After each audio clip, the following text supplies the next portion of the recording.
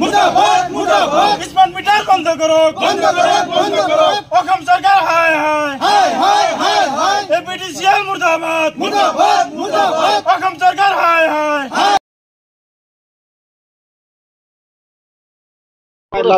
আমাৰ অসমৰ চৰকাৰে অসমৰ বিভিন্ন দুখীয়া ৰাজ্যৰ মাজত যি ষড়যন্ত্ৰমূলকভাৱে এনেকুৱা ধৰণৰ কিছুমান কাৰ্যকলাপৰ দ্বাৰা শোষণ কৰি আছে।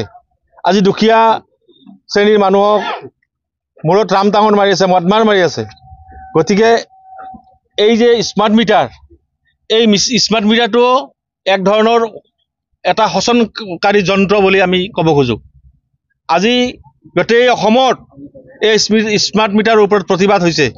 আজি স্মাৰ্ট মিটাৰ বন্ধ কৰিব দাবী জনাইছে, তথাপিও চৰকাৰৰ মন্ত্ৰীসকলে আজি ৰাইজৰ মাজত মানে এইটোৱেই প্ৰতিপন্ন কৰিব বিচাৰিছে যে স্মাৰ্ট মিটাৰ আৰু আগৰ মিটাৰ একেই।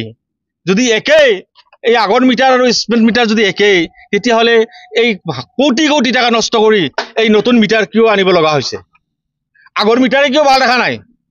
গতিকে চৰকাৰৰ এই এটা ষড়যন্ত্ৰ, এই ষড়যন্ত্ৰক আমি কেতিয়াও মানি নলওঁ। এইটো বন্ধ কৰিব লাগে স্মাৰ্ট মিটাৰ, আৰু আগৰ মিটাৰ বাহাল ৰাখিব লাগে। যেতিয়ালৈকে বাহাল নাৰাখিব তেতিয়ালৈকে আমি শান্ত নাথাকোঁ।